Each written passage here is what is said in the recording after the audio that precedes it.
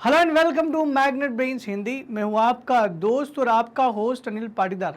दोस्तों, जैसा कि आप जानते हैं कि हम लोगों ने उत्तर प्रदेश बोर्ड का अध्ययन शुरू किया है और यूपी बोर्ड के अंतर्गत हम लोग कक्षा 8वीं का सामाजिक विज्ञान पढ़ रहे हैं। कक्षा 8वीं के सामाजिक विज्ञान में हमने इतिहास विषय शुरू किया है और इतिहास विषय का चैप्टर नंबर 2 हम लोग कर रहे हैं। चैप्टर नंबर 2 का नाम है भारत में अंग्रेजी राज्य की स्थापना। कैसे अंग्रेज भारत में एक व्यापारिक कंपनी के रूप में आते हैं और धीरे धीरे भारत में एक साम्राज्य की स्थापना करते हैं। आइए उसी कड़ी में आज हम लोग पढ़ने वाले हैं प्लासी का युद्ध और बक्सर का युद्ध। दोस्तों, अंग्रेजी शासन के इतिहास में इन दो युद्धों का बड़ा महत्व है, क्योंकि अगर ये दोनों युद्ध अंग्रेज नहीं जीतते तो शायद कभी अंग्रेजों की सत्ता भारत में आती ही नहीं, क्योंकि इन्हीं दो युद्धों की बदौलत अंग्रेजों ने अपने पांव भारत में जमाए थे और धीरे धीरे करके शासन की शुरुआत हुई थी। अगर आपसे कोई पूछे कि अंग्रेजी शासन की शुरुआत कब से हुई, तो शुरुआत प्लासी के युद्ध सन 1757 से हुई थी। आइए इसकी भूमिका समझते हैं। क्यों हुआ आखिर प्लासी का युद्ध, किसके बीच में हुआ प्लासी का युद्ध, उसके बाद हम लोग बक्सर का युद्ध क्या प्लासी के युद्ध से जुड़ा हुआ है या क्या जुड़ाव दोनों एक दूसरे से रखते हैं, इन दोनों की चर्चा आज के इस लेक्चर में हम लोग करने वाले हैं। लेक्चर को शुरू करने से पहले मैं आप सबको बताना चाहूंगा कि मैग्नेट ब्रेन्स एक ऐसा प्लेटफॉर्म है जो आपको सभी प्रकार के वीडियो बिल्कुल फ्री आपको प्रोवाइड करता है। आप चाहे तो हमारे इन वीडियो को हमारे YouTube channel magnet brains Hindi पे जाके देख सकते हैं। आप चाहे तो इन वीडियो को हमारी वेबसाइट magnetbrains.com पर देख सकते हैं। दोनों के दोनों जगह पर आपको ये सारे के सारे वीडियो बिल्कुल मुफ्त में प्रोवाइड किए जाते हैं, जहां पर कोई सब्सक्रिप्शन नहीं, कोई बाय नाउ का ऑप्शन नहीं, कोई कूपन कोड नहीं लगता। सीधा आप YouTube पर जाकर के वीडियो को देख सकते हैं। आइए दोस्तों, बात करते हैं प्लासी के युद्ध की। प्लासी का युद्ध होने से पहले आखिर प्लासी के युद्ध की भूमिका कैसे बनी होगी, मैं आपको बता दूं कि अंग्रेजों को जब दक्षिण भारत में अपना रास्ता साफ नहीं दिख रहा था, उनको लग रहा था कि दक्षिण भारत में फ्रांसीसी ज़्यादा मजबूत है, क्योंकि मद्रास वद्रास के आसपास उनको लग रहा था कि यहाँ पर हम लोग ठीक ठाक कर नहीं पाएंगे, तो उन्होंने एक दूसरा रास्ता खोजा और वो बंगाल की ओर चले गए। बंगाल में उन्होंने जाकर के और मुगल दरबार में जाकर के उन्होंने कुछ फरमान लिए, कुछ करों में छूट लेने की कोशिश की। लगातार औरंगजेब से बने हुए थे और कोशिश तो यही थी उनकी कि जैसे औरंगजेब हटेगा या औरंगजेब की मृत्यु हो जाएगी तो अंग्रेज वेट कर रहे थे कि कैसे औरंगजेब जाने के बाद तुरंत हम लोग बंगाल पर कब्जा कर ले। उस समय तक बंगाल नवाबों के हाथ में था। बंगाल के कुछ नवाबों के नाम शायद आपने सुने होंगे। अलीवर्दी खां का नाम तो सुना ही होगा आपने। अलीवर्दी खां, मुर्शिद कुली खां, नवाब सिराजुद्दौला, मीर जाफ़र, मीर कासिम, ये सब नवाबों के नाम जरूर आपने सुने होंगे। तो उस समय तक जो बंगाल था ये नवाबों के हाथ में था। नवाब भी वेट कर रहे थे, क्योंकि बंगाल के नवाब भी मुगल साम्राज्य के अंतर्गत आते थे, वो भी उनके अधीन थे। और अंग्रेज तो वैसे ही नए व्यापारी थे, तो वो मुगल साम्राज्य का सामना नहीं कर सकते थे। लेकिन फिर भी सन 1665 के आसपास की घटना है कि जब अंग्रेजों ने हिम्मत दिखा करके औरंगजेब पर हमला कर दिया था, लेकिन औरंगजेब ने एवज में उनके ऊपर वापस हमला किया और औरंगजेब ने उनको वहाँ से खदेड़ के बाहर निकाल दिया और सारी जितनी भी फैक्ट्रियाँ थी उस पर ताले भी लगा दिए थे। लेकिन बाद में आप जानते हैं अंग्रेज के पास कितना अच्छा बार्गेनिंग पावर था कि वो वापस से गए और उन्होंने उनको 1.5 लाख रुपए गिफ्ट किए। किसको? औरंगजेब को। औरंगजेब से बंगाल में व्यापार करने के लिए छूट हासिल कर ली और इसी दौरान जब छूट मिली तो वो लोग इस छूट का खूब फ़ायदा उठाने लगे। और जब आप बंगाल के एरिया में छूट का फ़ायदा उठाओगे, कलकत्ता के आसपास के दीवानी अधिकार ले लिए थे उनने, तो भाई बंगाल के नवाबों को तो वो चीज़ खलेगी कि कोई दूसरी ताकत हमारे यहाँ करके व्यापार कर रही है और हमारे व्यापारी टैक्स दे रहे हैं, ये लोग टैक्स नहीं दे रहे हैं। तो कहीं ना कहीं बंगाल के नवाब के बीच में और अंग्रेजों के बीच में ये तनातनी कर को लेकर पहले से ही शुरू हो गई थी। 1765 तक तो अलीवर्दी खां थे। अलीवर्दी खां साहब की मृत्यु होने पर उनका जो पौत्र था सिराजुद्दौला, ये बंगाल का नवाब बना। अलीवर्दी खां साहब की मृत्यु सन 1756 तक हुई। तब तक अलीवर्दी खां और अंग्रेजों के बीच में तनातनी चल रही थी, कई सालों से चल रही थी। लेकिन जैसे अलीवर्दी खां साहब की मृत्यु होती, उनका पुत्र सिराजुद्दौला साहब बंगाल के नवाब बनते। सत्ता संभालते ही उन्हें घरेलू और बाहरी दोनों शक्तियों का सामना करना पड़ा और वो सामना करने के लिए परिपक्व भी थे, वो इसके लिए तैयार थे। ब्रिटिश ईस्ट इंडिया कंपनी ने नवाब के विरोधियों की साजिशों में भाग लेना शुरू कर दिया। बहुत सारे विरोधी ऐसे थे जो नवाब को हटाना चाहते थे। नवाब का घोर विरोध करते थे, उन लोगों का साथ अंग्रेजों ने देना शुरू किया। लेकिन जैसे ही नवाब को पता चला, नवाब ने यूरोपियन पर हमला भी किया था। एक बार ऐसा हुआ भी था कि ईस्ट इंडिया कंपनी को हमला करके वहाँ से खदेड़ दिया था, पूरा कलकत्ते पे कब्जा कर लिया था, क्योंकि सिराजुद्दौला के पास 30,000 सैनिक थे। तो बहुत बड़ी सेना थी, अंग्रेजों के मुकाबले कहीं बड़ी थी। यूरोपीय कंपनियां व्यापारिक सुविधाओं का दुरुपयोग कर रही थी, लगातार जो सुविधाएं उनको मुगलों से मिली थी उसका दुरुपयोग कर रही थी। लेकिन बंगाल के नवाब का बोलना था कि अब वो मुगल की सत्ता से स्वतंत्र हो चुके हैं, बंगाल का नवाब मुगल के अधीन नहीं आता है और हम आपको कर नहीं देने से रोकेंगे। कि क्षमा करें, मतलब कर में जो छूट है वो आपको नहीं मिलेगा, आपको कर देना पड़ेगा। लेकिन कंपनी के जो लोग थे वो इस बात के लिए राजी नहीं थे। उन्होंने क्या किया, कलकत्ता या कोलकाता कलकत्ता में स्थित अपनी बस्तियों की किलेबंदी भी करना शुरू कर दी। अब ये नवाब को ये बात खलने लगी कि हमारे एरिया में आकर के आप अपने ही किलाबंदी कर रहे हो। तो यही हुआ कि सिराजुद्दौला ने अंग्रेज व्यापारियों की सैन्य तैयारियों पर प्रतिबंध लगा दिया कि आप सैनिक नहीं रख सकते। साथ ही साथ कलकत्ता पर आक्रमण कर उन्हें परास्त भी कर दिया। कासिम बाजार पर जो उनका एक हिस्सा था उसको वहां से खदेड़ कर बाहर फेंक दिया। एक टापू था जहां पर उनको अंग्रेजों को वहां पर रुकना पड़ा, क्योंकि वो बंगाल से निकाल दिए गए। अंग्रेज के पास उस समय सेना ज़्यादा नहीं थी और सिराजुद्दौला के पास 30,000 सैनिक थे, इसलिए शायद अंग्रेज जो हैं उस चीज़ से डर के भाग गए और पूरा कब्जा कर लिया अंग्रेजी फैक्ट्रियों पर। किसने? सिराजुद्दौला की सेना ने। सिराजुद्दौला के अंडर में पूरा कलकत्ता आ गया। लेकिन इन्होंने एक सूचना भेजी दक्षिण भारत में कहीं पर मद्रास वाले एरिया में। क्लाइव नाम का एक सेनापति हुआ करता था। क्लाइव जो है, रॉबर्ट क्लाइव साहब को साउथ से इस बंगाल में भेजा सेना लेकर के कि आप जाइए और व्यवस्था को वापस वैसी करके आइए जैसी थी। रॉबर्ट क्लाइव वहां से आया, तब क्लाइव एक नौसैनिक बेड़े के साथ कलकत्ता पहुंचा और रॉबर्ट क्लाइव ने ऐसा कुछ किया जिसकी वजह से उन्होंने कलकत्ता पर वापस अधिकार कर लिया, वापस युद्ध लड़ा। इतना बड़ा युद्ध आमने सामने का तो नहीं लड़ा होगा, लेकिन फिर भी उसने उस पर कब्जा किया और वापस वही अधिकार ले लिया। नवाब और अंग्रेजों के बीच एक संधि भी हुई, अलीनगर की संधि, 9 फरवरी 1757 की। और इसी संधि में यह हुआ कि नवाब को बंगाल, बिहार और उड़ीसा में बिना चुंगी के व्यापार करने का अधिकार प्राप्त हो गया था। शुरुआत में सिराजुद्दौला ठीक यार हम लोग दोबारा इससे हार गए, मतलब दोबारा इसने हासिल कर लिया है, और कुछ कारणों की वजह से सिराजुद्दौला को उनको ये अधिकार देने पड़े। लेकिन क्लाइव वहां तक संतुष्ट नहीं था। क्लाइव को लगा कि ये बहुत समस्या क्रिएट करेगा ये सिराजुद्दौला, इसको जल्द ही समाप्त करना है। तो क्लाइव खाली उस चुंगी वाले के कर में छूट मिल रही उससे संतुष्ट नहीं था।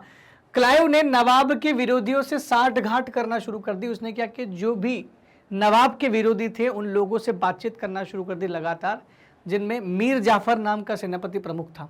तो नवाब का प्रमुख सेनापति मीर जाफर नवाब बनना चाहता था। ये बात अंग्रेजों को पता चल गई और अंग्रेजों ने क्या किया, मीर जाफर को बंगाल का नवाब बनाने का ऑफर दिया और बोला, मीर जाफर ने अंग्रेजों को हर प्रकार की सुविधा देने का वचन दिया। उन्होंने बोला कि अगर आप मुझे नवाब बना देते हैं तो मैं आपको हर प्रकार की सुविधा दूंगा, क्योंकि हर व्यक्ति चाहता ना कि मैं प्रधानमंत्री बनूं, राजा बनूं, सबसे बड़ा ओहदा चाहता है। तो मीर जाफर का भी सपना था। इसी षड्यंत्र में जिसमें मीर जाफर और अंग्रेज शामिल थे, इसमें राय दुर्लभ, जगत सेठ, अमीर चंद, ये बड़े बड़े व्यापारी थे। उस पूरे बंगाल में सबसे बड़े अमीर लोग थे ये। राय दुर्लभ, जगत सेठ, अमीर चंद, ये 3 लोग थे जो षड्यंत्र में शामिल हुए और इसके साथ मीर जाफर, सब ने मिलकर के सिराजुद्दौला के खिलाफ एक षड्यंत्र रचा। सिराजुद्दौला इस षड्यंत्र से अभी भी उसको पता नहीं था कि ऐसा कुछ षड्यंत्र चल रहा है। अभी भी सिराजुद्दौला को ये लग रहा था कि हम लोग आसानी से हरा देंगे क्योंकि हमारे पास 30,000 सेना है। क्लाइव एक बड़ी सेना लेकर बंगाल की राजधानी मुर्शिदाबाद की ओर चल पड़ा। मुर्शिदाबाद की ओर गया और जब नवाब को यह सूचना मिली कि क्लाइव एक बड़ी सेना लेकर लड़ने आ रहा है तो उसने भी प्रतिरोध करने हेतु सेना के साथ क्लाइव के विरुद्ध कूच कर लिया। 1757 ईस्वी में प्लासी के मैदान में सिराजुद्दौला तथा क्लाइव की सेनाएं आमने सामने हुई और नवाब ने अपने सेनापति मीर जाफर से कहा कि जाओ लड़ो, आक्रमण करने की पहल करने को कहा। लेकिन मीर जाफर ने उसका जवाब नहीं दिया और निष्क्रिय खड़ा रहा। मीर जाफर यानी युद्ध में आने से मना कर दिया वही था, लेकिन युद्ध की पहल उसने नहीं की। तुरंत सिराजुद्दौला को इस बात का एहसास हो गया कि धोखा हुआ है, षड्यंत्र हुआ है। सिराजुद्दौला को उसके विश्वासघात का आभास हो गया। इस वजह से सिराजुद्दौला को लगा कि हम लड़ नहीं पाएंगे। सिराजुद्दौला तुरंत वहां से भाग गया। अंततः मीर जाफर के जो पुत्र थे उन्होंने उसको पकड़ लिया। वो भाग रहे थे, भेष बदल के भाग रहे थे। लेकिन उनको पकड़ा गया और पकड़ करके उनको मौत के घाट उतार दिया, मार दिया गया। मीर जाफर को अंततः बंगाल का नवाब बना दिया गया अंग्रेजों के द्वारा, और मीर जाफर ने अंग्रेजों को बहुत सारा धन और जागीरें दी, जैसा कि उसने वचन दिया था।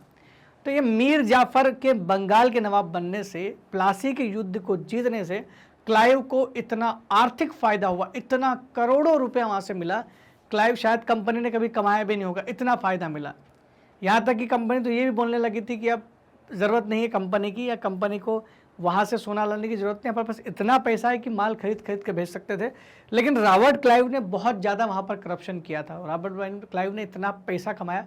अब मीर जाफ़र जैसे ही बन गया था वहाँ का नवाब, ये मीर जाफ़र अंग्रेज़ों की कठपुतली था। जैसे जैसे अंग्रेज़ नचाते ये नाचता रहता। अंग्रेज़ ने उसे मात्र एक कठपुतली की तरह नामधारी शासक के रूप में रखना चाहते थे। ये रखा भी उनने कई सालों तक। हुआ ये कि अब अंग्रेज के रॉबर्ट क्लाइव एक मात्र सेनापति था, उस व्यक्ति का इतना बड़ा ओहदा हो गया उस बंगाल में कि बंगाल का एक एक बड़े से बड़ा व्यक्ति उसकी एक झलक पाने को तैयार था। वो कब बस किसी को हंस दे तो उसके लिए भी वो लोग उसके लिए बस पीछे पीछे घूमते रहते थे। मतलब एक बड़ा ऑफिसर या बड़ा व्यक्ति हो जाता ना, उस तरीके का रॉबर्ट क्लाइव वहाँ पर हो गया था। कहाँ पर? बंगाल पर। रॉबर्ट क्लाइव का यही कारण था कि रॉबर्ट क्लाइव ने बहुत सारा धन लूटा था। जब रॉबर्ट क्लाइव वापस से गए अपने देश इंग्लैंड, तो वहाँ पर उनको महाभियोग चलाया गया, और महाभियोग चलाया गया, उसके पूछताछ की गई क्यों इतना धन इकट्ठा किया, क्या किया। जवाब तो उन्होंने नहीं दिया, लेकिन अंत में ऐसा कहीं लिखा हुआ है किताबों में कि उन्होंने आत्महत्या कर ली थी, क्योंकि उन्होंने इतना देश में इस जगह लूटा था। 1770 में, इसके 3 साल बाद की बात, इसी साल, क्षमा करें, इन्हीं साल की बात कर रहा हूँ, 1770 की बात कर रहा हूँ मैं। 1770 में इतना लूट लिया था इन लोगों ने यहाँ पर कि बंगाल में एक भीषण अकाल पड़ा था 1770 में, और उस अकाल की वजह से लगभग 1 करोड़ लोग वहाँ पर पूरे एरिया में डेथ हो गई थी भूख की वजह से। इनकी चर्चा भी हम लोग करने वाले, अगले चैप्टर में ये चर्चा भी करेंगे हम लोग जरूर। कंपनी के एजेंट और दलालों ने भ्रष्टाचार से आर्थिक लूट करना शुरू कर दी। बहुत बड़ा भ्रष्टाचार, लूट पे लूट करते गए। बंगाल में आखिरकार नवाब आर्थिक संकट में पड़ गया। नवाब को इतना लूटा गया कि उसके पास पैसे नहीं बचे। खाली नवाब बन जाने से कुछ नहीं होगा, देश को चलाना पड़ेगा। अंततः नवाब के अंदर एक भावना, आत्मसम्मान की भावना जागी। उसको लगा था कि अब जनता क्या कहेगी, अगर मैं इस तरह का काम करूंगा, इनके इशारों पे नाचूंगा, तो जनता मुझे क्या कहेगी। तो उन्होंने अंग्रेजों के खिलाफ जो है ये एक विद्रोह करना शुरू कर दिया। उनके आर्थिक शोषण और उत्पीड़न के फलस्वरूप किसानों तथा दस्तकारों ने असंतोष व्याप्त हो गया। जितने भी बुनकर, दस्तकार और किसान थे, इनमें असंतोष व्याप्त हुआ, और मीर जाफर भी लगातार अंग्रेजों के खिलाफ हो गया था।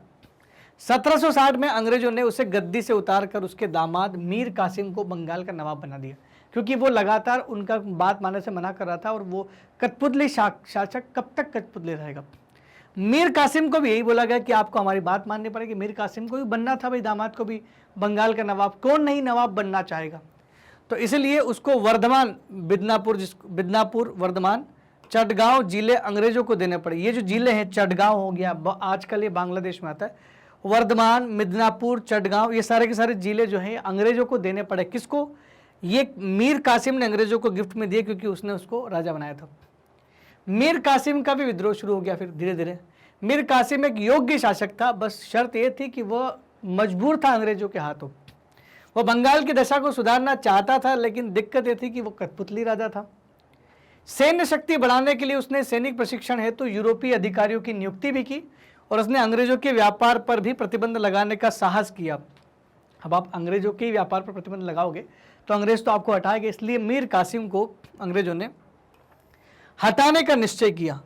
अब निश्चय करना और हटाना दो अलग चीज हो जाती है, इसलिए निश्चय किया केवल कि इनको इसको हटा देंगे। मीर कासिम अंग्रेजों की नीयत से पहले से परिचित था, क्योंकि उसने देख लिया था कि जो पहले ही इससे पहले मीर जाफ़र था, तो जब मीर जाफ़र को ये हटा कर मुझे बना सकते हैं तो मुझे भी कभी भी हटा सकते हैं। तो मीर कासिम ने इस चीज़ को पहले से ही भाप लिया था कि कभी भी हमें हटाया जा सकता है। उसने अपनी राजधानी भी मुर्शिदाबाद से मुंगेर शिफ्ट कर ली। पहले मुर्शिदाबाद जो होती थी, उसने मुंगेर, बिहार, आधुनिक बिहार जो आजकल का बिहार, यानी बंगाल से राजधानी को बिहार में शिफ्ट कर लिया, ताकि अंग्रेजों की पहुंच से दूर हो जाए। अंग्रेजों ने सैन्य बल के द्वारा मीर कासिम के विरुद्ध कदम उठाया तथा उसे गद्दी से हटाकर मीर जाफ़र को, जो पुराना नवाब था, उसको वापस नवाब बनाने का निश्चय किया। लेकिन मीर जाफ़र ने क्या किया, अवध के नवाब साहब को जाकर के मिल गया। क्योंकि बिहार के पास ही अवध है, यूपी में। अवध के साथ ही मुगल बादशाह शाह आलम द्वितीय, उस समय भी मुगल सल्तनत थी, और मुगल सल्तनत के मुगल जो साम्राज्य था, मुगल साम्राज्य के शाह आलम द्वितीय के पास वो गए, और शुजाउद्दौला नवाब अवध और मुगल बादशाह शाह आलम द्वितीय दोनों से जाकर उन्होंने बोला कि आज मेरी हालत ठीक नहीं है, आज अंग्रेजों का जो निशाना मैं बना हूँ, कल आप दोनों बन सकते हैं। अगर हम तीनों ने मिलकर के, संयुक्त सेना ने मिलकर के अंग्रेजों को यहाँ से खदेड़ा नहीं तो ये लोग पूरे देश में शासन कर लेंगे, हम पर तो करेंगे। तो बस यही बात से इन तीनों ने मिल करके अंग्रेजों के खिलाफ एक युद्ध किया जिसका नाम था बक्सर का युद्ध। तो प्लासी का युद्ध के बाद की कहानी तो आपको समझ में आ गई, क्योंकि प्लासी के युद्ध के बाद से ही बंगाल के नवाब से जुड़ा हुआ था वो बक्सर का युद्ध। तो बक्सर का युद्ध कोई एक सिंपल युद्ध नहीं था जिसमें कोई एक पक्ष लड़ा हो दूसरा पक्ष लड़ा। इसमें एक तरफ अंग्रेज थे, दूसरी तरफ बंगाल का नवाब, अवध का नवाब और मुगल सम्राट, ये तीनों ने मिलकर के इसके खिलाफ युद्ध किया था अंग्रेजों के खिलाफ। लेकिन परिणाम ये हुआ कि अंग्रेजों ने बक्सर का युद्ध जीत लिया। प्लासी के युद्ध को तो कोई भी पढ़ के बोल देगा कि प्लासी का युद्ध कोई डायरेक्ट युद्ध ही नहीं था, ये तो एक छलावा था, षड्यंत्र था, कंस्पिरेसी थी, जिसमें मीर जाफर ने काम किया था। उसने धोखा दिया था सिराजुद्दौला का, जिसकी बदौलत क्या हुआ, सिराजुद्दौला का हार का सामना करना पड़ा। लेकिन प्लासी का युद्ध डायरेक्ट नहीं था, लेकिन बक्सर का युद्ध तो सीधा युद्ध था, जिसमें सीधा अंग्रेजों ने इन तीन शक्तियों को हराया था, बंगाल के नवाब, अवध के नवाब और मुगल सम्राट को हराया था। तो तीनों की संयुक्त सेनाओं को कब हुआ था बक्सर का युद्ध? 1764 में हुआ था। प्लासी का युद्ध अगर अंग्रेजों को आर्थिक रूप से मजबूत कर सकता था तो बक्सर का युद्ध जीतकर अंग्रेज अपने शासन की स्थापना भी कर सकते थे पूरे देश में। तो तीनों की संयुक्त सेनाओं का अंग्रेजों की सेना के साथ 1764 ईस्वी में बक्सर के मैदान में एक भीषण संग्राम हुआ। तीन सेनाएं ये और एक अंग्रेज की सेना के बीच में युद्ध हुआ, परंतु सफलता अंग्रेजों को मिली। क्यों? क्योंकि अंग्रेजों के पास आधुनिक सेना थी। अंग्रेजों की बंदूकों का मुकाबला इन तीनों सेनाओं की तलवारें नहीं कर पाई, और अंग्रेजों ने एक बार फिर से मीर जाफर को बंगाल का नवाब बना दिया, मीर कासिम को हटा करके। अंग्रेजों की इस विजय ने न केवल मीर कासिम की शक्ति को छिन्न भिन्न कर दिया, बल्कि अंग्रेजों को गिफ्ट में अवध भी अंग्रेजों के सैन्य व राजनीतिक प्रभुत्व में आ गया। अवध और मुगल सम्राट दोनों उसके अधीनस्थ में आ गए। क्यों? क्योंकि आपने युद्ध में तीनों शक्तियों को हराया था। प्लासी की जीत ने भले अंग्रेजों की आर्थिक स्थिति को मजबूत कर दिया हो, लेकिन वहीं बक्सर की जीत ने अंग्रेजों के पैर भारत में और भी मजबूत कर दिए थे। तो बक्सर की जीत ने अंग्रेजों के पैर भारत में मजबूत कर दिए, यानी बक्सर की जीत के बाद ही अंग्रेजों ने सोचा कि अब शासन भी कर सकते हैं, क्योंकि प्लासी की जीत से उनको केवल आर्थिक फायदा हुआ था। बक्सर के युद्ध के बाद क्लाइव मुगल सम्राट बादशाह शाह आलम द्वितीय और नवाब शुजाउद्दौला के पास गए और उनके साथ में उन्होंने कुछ संधियां की, जिसको इलाहाबाद की 2 संधियों के नाम से जानते हैं। संधि नंबर 1 का नाम है इलाहाबाद की प्रथम संधि, जो 12 अगस्त सन 1765 में हुई थी। इलाहाबाद की दूसरी संधि जो 16 अगस्त सन 1765 में हुई थी। तो 12 अगस्त और 16 अगस्त में मुगल बादशाह शाह आलम द्वितीय के साथ हुई एक, और एक हुई अवध के नवाब शुजाउद्दौला के साथ में। पहली संधि इलाहाबाद की प्रथम संधि मुगल बादशाह के साथ हुई थी 12 अगस्त 1765, यही युद्ध के जस्ट बाद की बात है। तो मुगल बादशाह शाह आलम द्वितीय ने शाही फरमान द्वारा, युद्ध के बाद की बात है, 64 में युद्ध हुआ, 65 में हो गया, और शाही फरमान द्वारा अंग्रेजी कंपनी को बंगाल, बिहार और उड़ीसा के दीवानी अधिकार दे दिए। ये दीवानी याद रखना, इसका मतलब बंगाल, बिहार और उड़ीसा तीनों में कर वसूल करने का अधिकार अब अंग्रेजों के पास चला गया। और मुगल बादशाह को उन्होंने इसके बदले में 26 लाख रुपए वार्षिक पेंशन देने का स्वीकार किया कि हम आपको वार्षिक पेंशन भी देंगे, लेकिन ये तीनों जगह की हमें चाहिए क्या? वसूली चाहिए, और वसूली हो गई बिल्कुल, मतलब वहाँ के वसूली करने वाले दीवान बन गए। इलाहाबाद की द्वितीय संधि जो थी वो 16 अगस्त सन 1765 में हुई, जिसमें कंपनी ने कड़ा और इलाहाबाद के जो जिले थे वो अवध के नवाब से लेकर के मुगल बादशाह को दे दी। ये मुगल बादशाह को खुश कर रहे थे गिफ्ट दे दे के, ताकि उनको दीवानी अधिकार, इतना बड़ा अधिकार मिल गया था। ये दोनों एक दूसरे को लड़ाने के लिए कर रहे थे ताकि ये अब जाकर मिले ना दोबारा, इसलिए इन्होंने इधर के उधर जिले कर दिए। नवाब ने कंपनी को 50 लाख रुपए हर जाने के रूप में दिए। शुजाउद्दौला ने 50 लाख रुपए उस समय दिए, सोचो आप। इसी प्रकार क्लाइव ने बंगाल के नवाब से एक संधि की, जिससे अनुसार बंगाल में द्वैध शासन की स्थापना की। डायर की बोलते इसको, द्वैध शासन की स्थापना। डबल प्रकार का शासन था, जिसमें क्या था, प्रशासन का उत्तरदायित्व नवाब के कंधों पर था। जितना भी विकास का काम करना है, प्रशासन का काम करना है, ये नवाब करेगा, लेकिन राजस्व की वसूली का अधिकार कंपनी करेगी। यानी कंपनी ने अपने हाथ से जिम्मेदारी हटा ली। अब देश की विकास, राज्य का विकास, बंगाल का विकास करना है, तो विकास के लिए जिम्मेदार कौन? बंगाल का नवाब मीर जाफर। लेकिन वहीं अब कंपनी का कोई उत्तरदायित्व नहीं, बिना उत्तरदायित्व वाली नौकरी है, सीधा वसूल करना है राजस्व।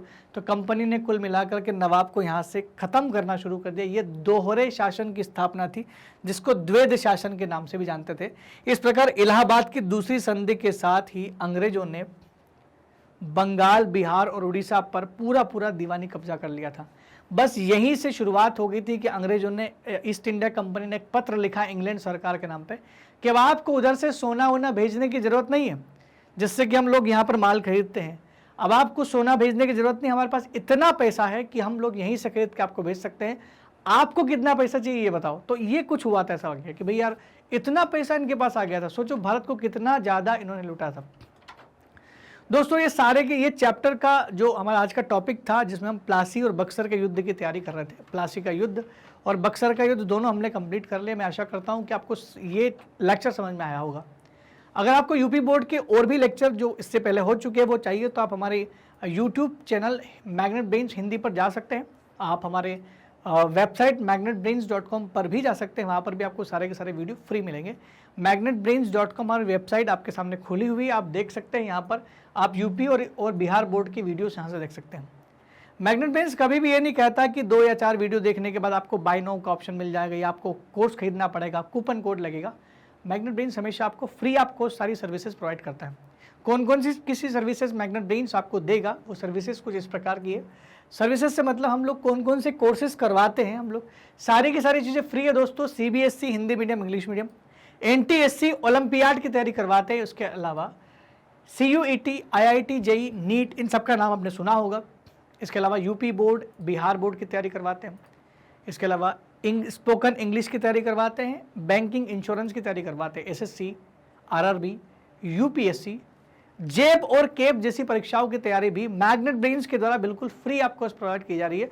अगर आपको हमारे वीडियो बहुत अच्छे लग रहे हैं तो कृपया कमेंट सेक्शन में लिख के जरूर बताएं, और साथ ही साथ हमारे चैनल को लाइक, शेयर और सब्सक्राइब करना बिल्कुल भी ना भूलें। तब तक के लिए दोस्तों धन्यवाद। Thank you very much.